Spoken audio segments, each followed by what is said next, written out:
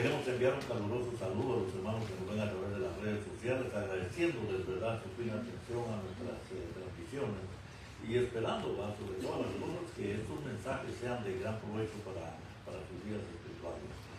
El tema de hoy, grandeza y majestad. Hermano pastor, por favor.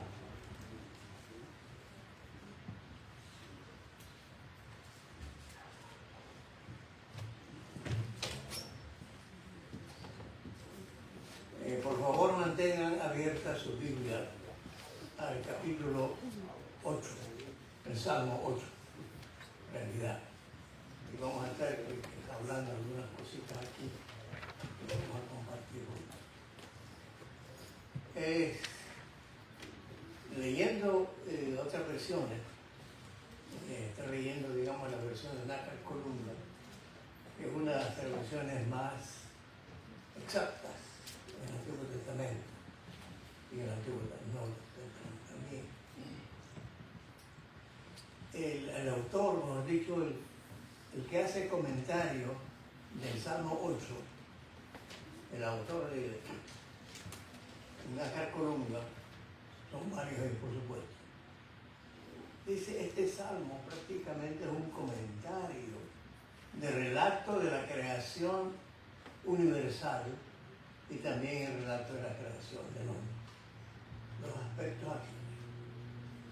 Y eso eleva prácticamente el pensamiento de que Jesucristo es quien el Salmo se refiere más tarde, por el más alto y perfecto. De modo que este Salmo prácticamente se considera como un Salmo mesiánico. Cuando dice así Salmo mesiánico, quiere decir que está apuntando hacia la persona de Jesucristo en su ministerio. Ya lo leímos en el tiempo, en la lectura devocional. No voy a leerlo de nuevo, en Hebreos capítulo número 2, estamos haciendo referencia a eso. Ustedes se han fijado siempre en nosotros. Cuando leemos los salmos, en el encabezado que está ahí dice: el músico principal sobre Hitit. ¿Qué significa eso? Investigando un poquito más a fondo. El encabezado sobre Hitit hace una referencia a una melodía que se cantaba durante la vendimia, es decir, cuando estaban haciendo la cosecha de las uvas, y luego cuando iban a hacerla, a prensarla, es decir, a pisotearla para sacar el vino. Bueno, hoy día no había máquinas para eso. Entonces toda la población ahí se juntaba y usaban ese instrumento especialmente para ese tiempo, lo que hoy es gaza, lo que llamamos gaza. Esa tonada, como dije hace unos momentos, se cantaba únicamente en el tiempo de la vendimia, cuando pisaban las uvas para sacar el vino. Y es interesante que ese término Hitit, si ustedes se fijan bien, se encuentra en otros dos salmos. En el Salmo 81 y el Salmo 84. Apúntenlo, después lo buscan, lo encontrarán ahí. Son los últimos dos salmos que se menciona en el encabezado ese término Hitit, que incluye ese título prácticamente. Y estamos aquí prácticamente, esos salmos aquí, en cuanto a su significado, ante unos himnos, unos salmos de alegría y deleite, es decir, que hay bastante gozo. Quisiera compartir por lo menos unas 3 cosas sobre este salmo. Primero, el cántico que se menciona en el versículo 1 y el versículo 9. Después, el contraste que hay entre la actitud de los sacerdotes, los escribas, en relación a la alabanza de los niños, que lo vamos a ver después. Y por último, en relación a la creación, tanto la creación astronómica, cósmica, como la creación material del ser humano. Entonces hay 3 cositas: cántico, contraste y creación. ¿Okay? Es muy interesante cómo expresa y termina este salmo con ese prorrumpe alabanza, exclama cuando dice, oh Jehová, Señor nuestro, cuán glorioso es tu nombre. Lo mismo lo repite al cerrar en el versículo 9. Vuelve a repetir lo mismo, oh Jehová, Señor nuestro, cuán grande es tu nombre. Aquí prácticamente está expresando la alabanza, la grandeza, la majestad de Dios, que cantamos hace poquito, sí, majestad, cantamos hace poquito. Interesante que hay dos nombres aquí, en este versículo número 1. Oh Jehová, Señor nuestro, cuán glorioso es tu nombre en toda la tierra. El término Jehová o Yahweh, como está en el original, indica la eterna existencia, el eterno yo soy. Recuerde que cuando el Señor se le apareció a Moisés, él estaba encomendando la misión para ir a Egipto y presentarse. Moisés preguntó, ¿y el nombre de qué Dios? Porque recuerden, en Egipto había muchos dioses, había un politeísmo tremendo. Sencillamente le dijo, dile, el yo soy te envía. El yo soy te envía. Y es interesante que ese mismo nombre, el Señor Jesucristo se lo aplica a sí mismo. Capítulo 8 de Juan, cuando él está discutiendo con los escribas, con toda esa gente, y le dijeron que tú, ¿de dónde eres tú? Lo acusaban de ser hijo ilegítimo. Y entre paréntesis, porque algunos creen que Jesús fue hijo de un soldado romano.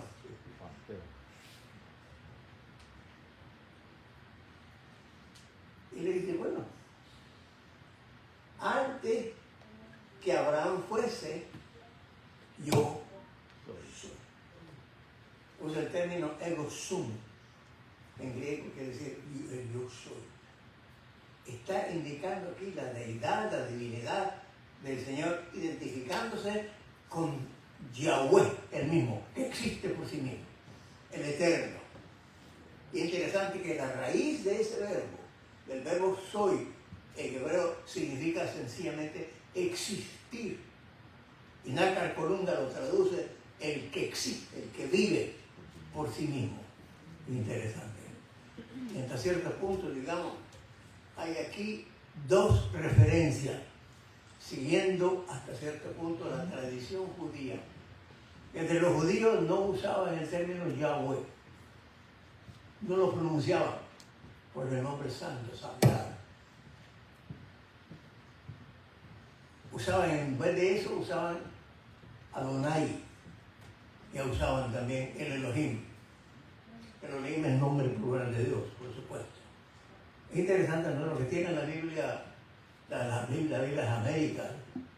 Ustedes van a descubrir que en el Antiguo Testamento, en la Biblia de las Américas, no utiliza el término Jehová. Sigue la tradición judía y usa el término Señor.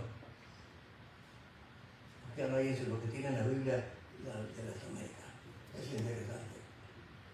Porque prácticamente el nombre Yahweh, el yo soy, el Jehová, no se había dado a conocer ante Abraham, a Isaac y a Jacob. Como se encuentra en Éxodo capítulo 6, versículos 2 al 4, dice, habló todavía Dios a Moisés y le dijo, yo soy Jehová. Y aparecí a Abraham, a Isaac y a Jacob con el nombre del Omnipotente. El hombre omnipotente en hebreo es el Shaddai, el que produce, el que alimenta. Y esa misma palabra en el Nuevo Testamento se cambia el nombre, dice el Todopoderoso. Se traduce una palabra griega, el pantocrato. No es una hamburguesa, por favor. Pero está la idea ahí, el Yahweh, Él no se dio a conocer su nombre, es Jehová, el Yahweh es el nombre del pacto para Israel, que lo identifica prácticamente. El pacto que hizo con ellos, porque dice no lo di a conocer, no di a conocer a ellos también establecer mi pacto conmigo en la tierra que les voy a dar, porque es el nombre del pacto, el Yahweh. Como ya dije, el término en hebreo para el omnipotente es el Shaddai, y el Nuevo Testamento es el Todopoderoso. Si ustedes pudieran ver un momentito Apocalipsis capítulo 8, capítulo 4, perdón. No lo copié aquí. En Apocalipsis capítulo 4 no tienen problema porque es el primer libro de la Biblia hebrea, de la Alianza de la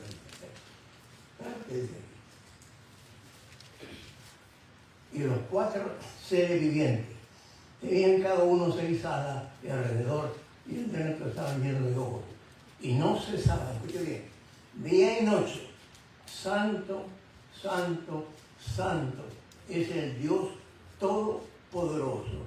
Ahí está la palabra Pantocrator, o sea, el Shaddai del Antiguo Testamento. El que era, el que es, y el que ha de venir, o el que será. Es interesante eso, que aquí indica prácticamente en este pasaje está la conjugación del verbo ser en sus 3 tiempos. El que era, el que es y será. El Yahweh, el yo soy, el que existe por sí mismo. Y en cuanto a la soberanía de Él, no solamente su nombre, Jehová Señor nuestro, cuán glorioso es tu nombre. Está hablando hasta cierto punto el nombre de Él está encima de todo, el soberano, el único que tiene todo el control de toda la tierra, todo el universo. Glorioso tu nombre en toda la tierra, por supuesto el que tiene control de todo y es soberano de todas las cosas que tiene bajo su control. Es en cuanto a al cántico, el contenido del canto. La segunda cosa es que el contraste que hay entre los niños inocentes y los gente incrédula, religiosos, perversos. Si ustedes recuerdan, en el capítulo 21 de Mateo, cuando los niños estaban glorificando a Dios después que Él hizo tremendos milagros y prodigios, la palabra de Dios dice, pero cuando los principales y los escribas vieron las maravillas que había hecho Jesús y los muchachos que decían, Hosana, el hijo de David, se indignaron y le dijeron, oye lo que están diciendo, aunque dice calla. Miren el contraste entre una naturaleza indignante a una naturaleza de inocencia. Veamos aquí. Y a eso ¿qué les respondió el Señor? Jesús le respondió, nunca habéis oído de la boca de los pequeños y de los niños de pecho, yo he preparado alabanza. Él está haciendo referencia a este salmo. Sencillamente está el cumplimiento ahí. Que se diga que el Señor acepta la alabanza aquí, una alabanza prácticamente mesiánica, que los niños están hablando con cumplimiento a Él mismo, mostrándose Él mismo como el Mesías y como Dios. Es el contraste aquí. Gente indignante con niños inocentes que claman, prorrumpen de su alma, su corazón, esa alabanza hosana al Hijo de David. Indica su humanidad, indica también su deidad. Y la tercera cosa que quiero que consideremos en cuanto a la creación, versículos 3 al 8, manténganlo abierto. Mire la expresión que usa, cómo lo describe de una forma poética, elegante, hermosa, sencilla, cuando veo tus cielos, obra de tus dedos, y la luna y las estrellas que tú formaste, digo, que es el hombre para que tenga de él memoria, y le dije el hombre que lo hiciste. Solamente veremos la figura del lenguaje, la metáfora. Cuando digo metáfora, se refiere a una figura de lenguaje de dicción en la literatura, no a un asunto literal. Cuando dice, veo los cielos, obra de tus dedos. No es que literalmente los dedos del Señor miran a mí. Es una figura para entender el lenguaje humano. Técnicamente se llama antropomorfismo, una figura, un hebraísmo. Y es interesante que en el Salmo 33, el versículo 6 y 9, vayan conmigo, estamos aquí en el Salmo. Salmo 33, el versículo 6 y el 9. Miren lo que dice aquí. Por la palabra de Jehová fueron hechos los cielos y todo el ejército de ellos por el aliento de su boca. Junta un montón las aguas y el mar. Y lo mismo en el versículo 9. Por el que él dijo y fue hecho y mandó y se existió. En Hebreos capítulo 11, el versículo 3, nos dice que por la palabra, nosotros creemos por la palabra de Dios que fue hecho todo el universo. Sencillamente. Hay un libro del doctor Amud Haed, palestino, pero cristiano, doctor en química y lo demás. Yo le recomiendo ese libro, y dijo Dios. Sencillamente está demostrando, solo con su palabra, fue hecho todo cuanto existe. Es la pura realidad aquí.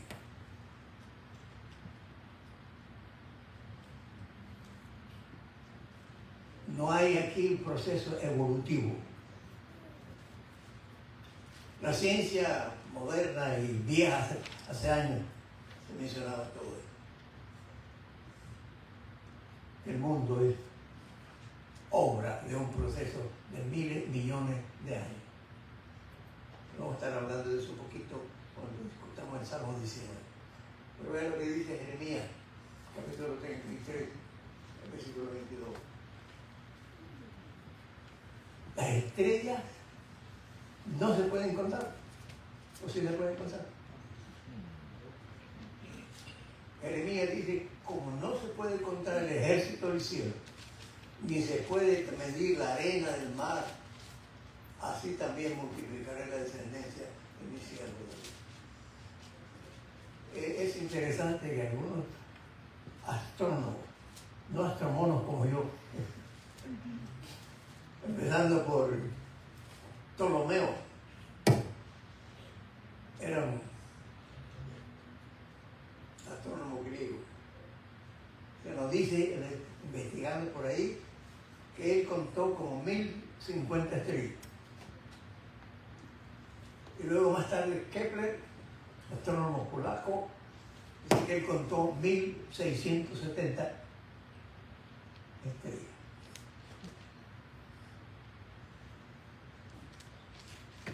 ¿Se puede contar?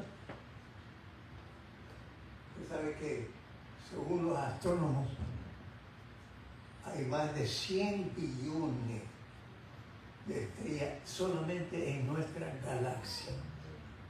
Nuestra galaxia es la Vía Láctea, the Milky Way, como dicen en inglés, solamente en nuestra galaxia. Y además hay billones de galaxias en todo el universo, y cuente cuántas estrellas tiene cada uno. Cada día los astrónomos de la NASA, cuando lanzan sus aparatos allá en el espacio, van mirando más profundo al espacio, Y aquí nuestra humanidad quiere llegar a establecer una colonia en Marte, ¿qué le parece? Porque llevar semillas para plantarlas allá. Va a ser un viaje sin regreso. Entonces, para llegar a la estrella más cercana a nosotros en el universo, la estrella Alpha Centauri, según los astrónomos, tarda 10 años a la velocidad de la luz. Y la velocidad de la luz corre a 325.000 millas por segundo. ¿Habrá un aparato que pueda correr así? ¿Hay algún avión que corre a esa velocidad? Olvídate. Es inmenso. De modo que, bueno, quiero que leamos el Salmo 147, los versículos 4 y 5.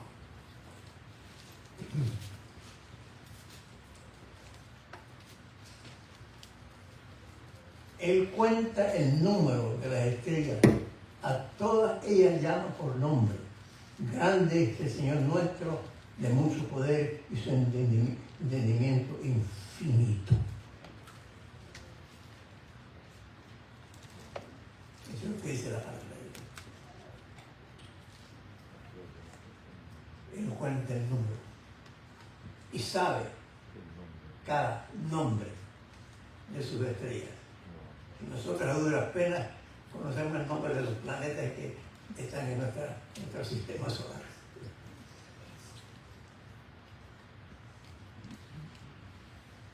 Eso es lo que hablan, en términos breves, hablando de la creación del universo, el aspecto cósmico, el aspecto astronómico. Pero vamos ahora, bajemos a la Tierra ahora. El capítulo 8. Siempre estamos en el capítulo 8 de los Salmos. La creación del ser humano. Como se admira que es salmista y también se admira Job cuando escribe, pero antes de eso, mira lo que dice el salmista. ¿Qué es el hombre para que tenga de él memoria? Hijo de hombre para que le visite. Nuestra vida es transitoria, pasajera. Algunos pueden llegar hasta 100 años. Yo no sé si espero yo llegar hasta ahí. Mi doctor dice que yo voy a llegar a 104 años.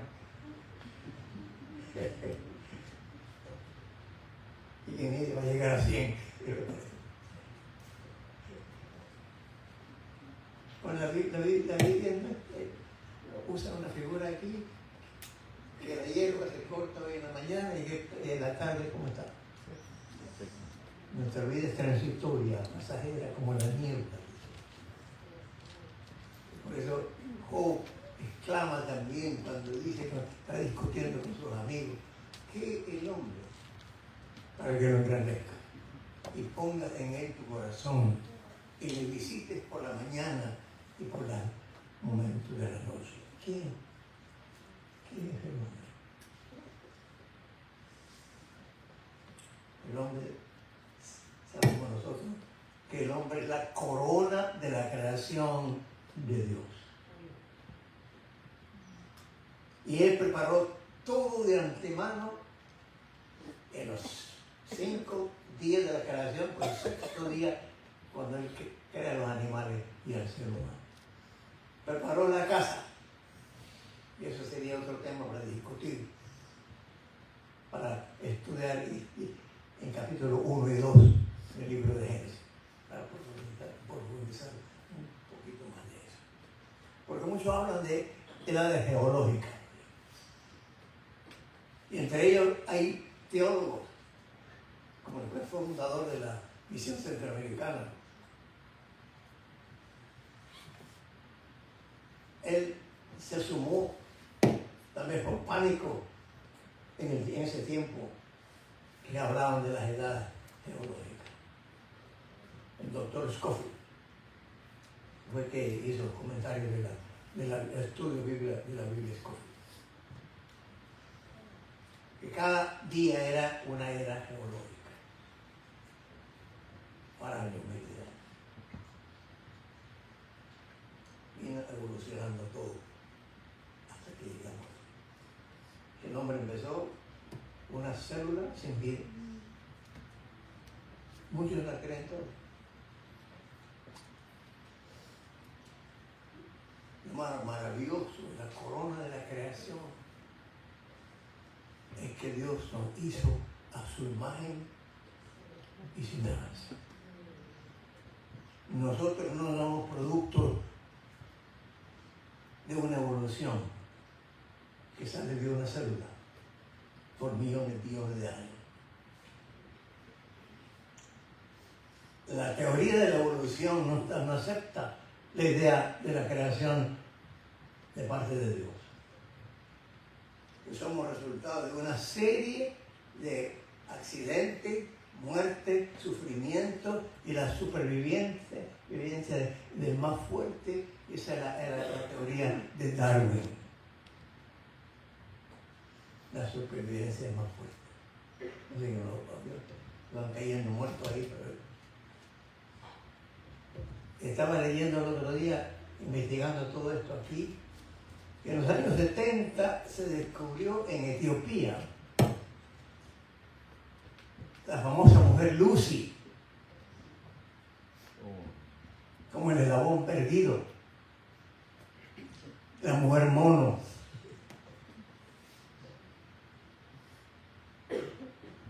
Y para una exhibición especial llamaron al presidente Obama.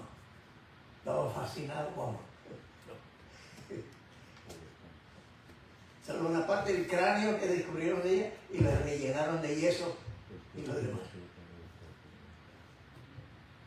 Y todas esas cosas creo que las estudié con mis estudiantes cuando estudiamos antropología. Mi estudiante que está aquí, cuando estudiamos antropología bíblica. Diferentes hombres que supuestamente los eslabones perdidos. Y después más tarde los científicos descubrieron que no fraude. Y todos han sido fraude.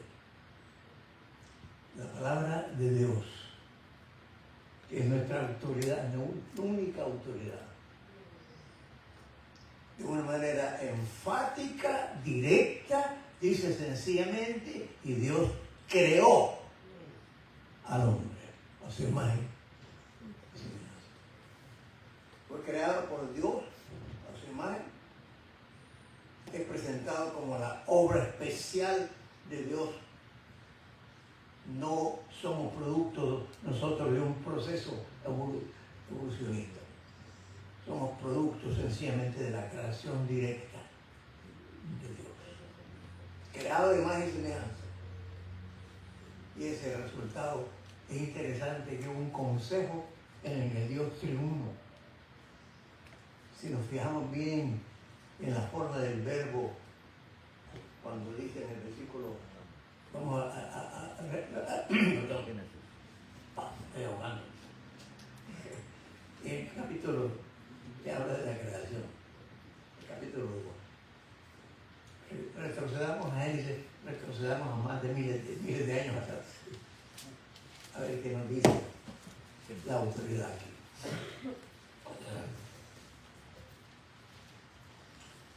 Capítulo 1, versículos números 26 y 27.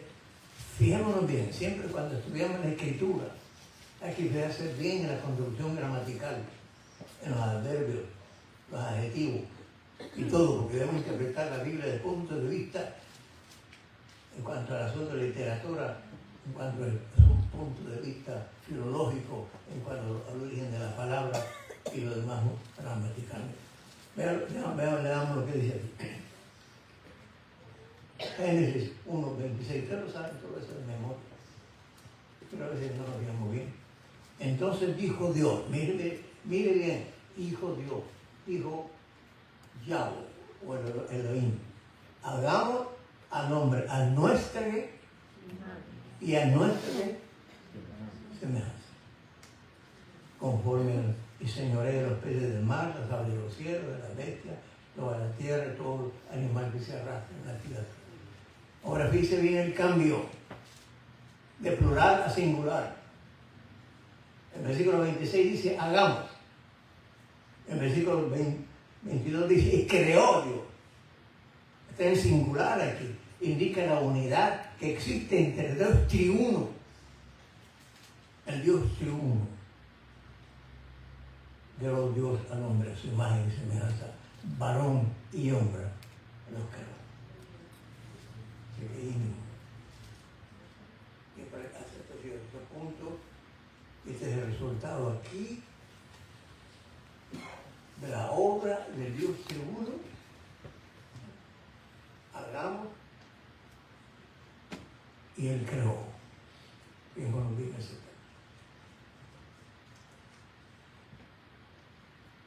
Y el propósito era para que Él señoreara toda la creación. Pero en cuanto a su condición, vea lo que dice el versículo número 5. Le ha hecho, estamos en el capítulo 8 de los Salmos, le has hecho poco menor que los ángeles, lo coronaste de gloria y de honra, lo hiciste señorar sobre las obras de tus manos, todo lo pusiste bajo sus pies, lo que acabamos de leer en Génesis capítulo 1, 26. Pero lamentablemente, a causa de su desobediencia, el primer ser humano, Adán, el reino de Adán significa simplemente hombre de barro. La parte física salió de él. Por desobediencia perdió el dominio. Que más tarde, de una manera jactanciosa, Satanás en una de las tentaciones le dijo al Señor, te voy a dar el mundo que a mí me fue dado.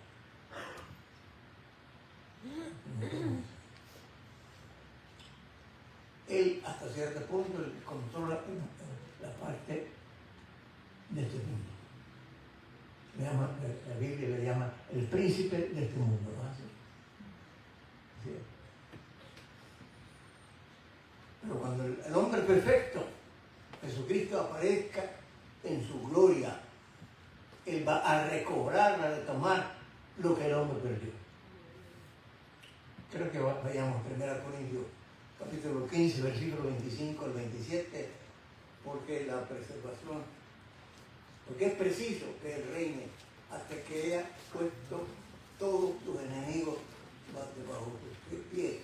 Y el postrer enemigo será destruido de la muerte, porque todas las cosas van a ser sujetadas bajo sus pies. Y luego añade en el versículo 25 al 27. Cuando dice todas las cosas que han de ser sujetas a Él, claramente está indicando aquel que sobre todo iba a sujetar todas las cosas. Y eso va a ocurrir cuando el Señor venga en su reino, venga en su gloria, para tomar posesión de lo que a Él le pertenece.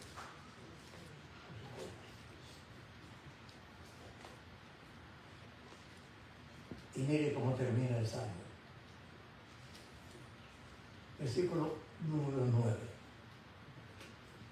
Oh Jehová, Señor nuestro, grande es tu nombre en todas las tierras. Alabanza, la gloria se le pertenece a Él. Interesante que este salmo finaliza como al principio, dando toda la gloria y la honra al único que merece toda la gloria. Es interesante, usted sabe que el himno Cuán grande es Él se inspiró en este pasaje.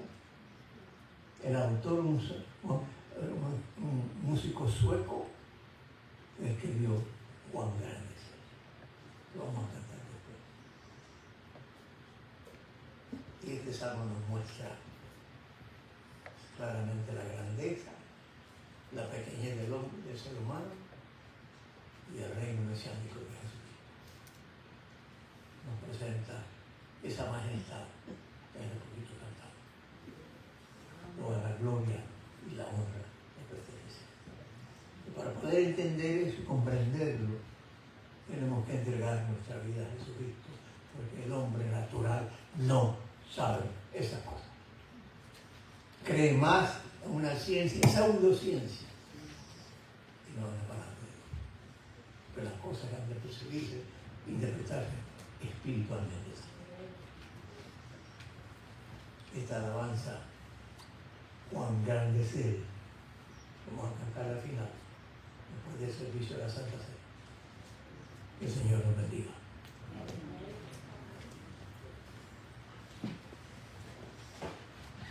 Hoy el servicio de la Santa Cena estará presidida por uno de nuestros pastores ordenados.